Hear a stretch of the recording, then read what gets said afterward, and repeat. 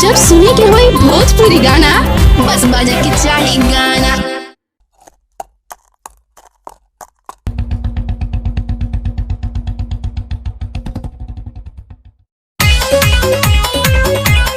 अरे अरे अरे, ये गमछे वाला किधर से आ गया?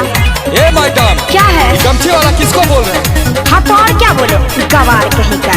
ए मैडम, बहुत हो गया। आप जानती क्या हो इस गमछी के बारे में? क्या है? यूपी बिहार का शान है ये गमछी। अच्छा।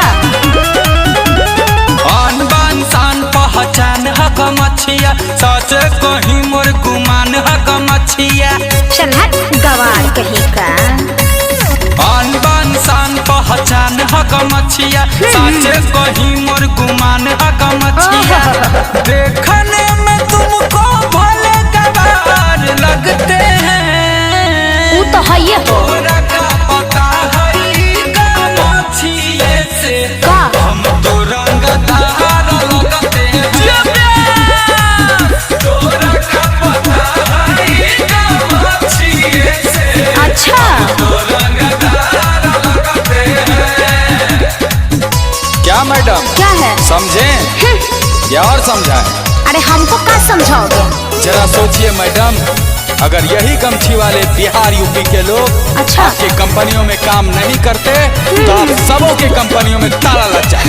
अरे तुमको नहीं पता है टेक्नोलॉजी कितना आगे चला गया, बुद्धू कहीं का। पूरा हिंदुस्तान बसता मेरे बिहार में। अच्छा।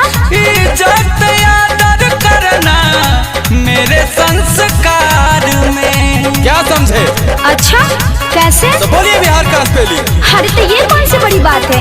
BIHAR। तो सुनिए, क्या है? बी से भारत, आई से इंडिया, एक से हिंदुस्तान, ए से आर्यावर्त, वात से रेवाखंड, और इसी बात का है मुझे घमंड। यारों के हम यार हैं, गद्दारों के गद्दार हैं, समझो ना हम तो गवार। तुम बहुत बदमाश हो। चलता न काम तेरा, होता नहीं नाम तेरा, होता नहीं यदि ये बिहार।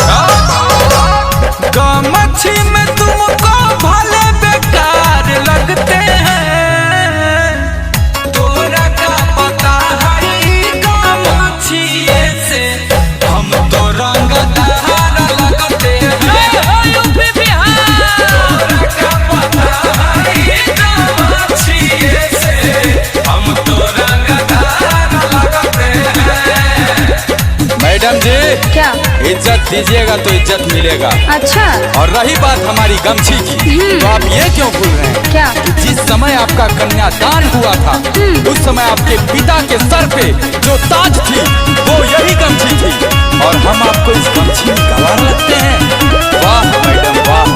ज्ञानी विद्वानों सुर वीरों का ये राज है।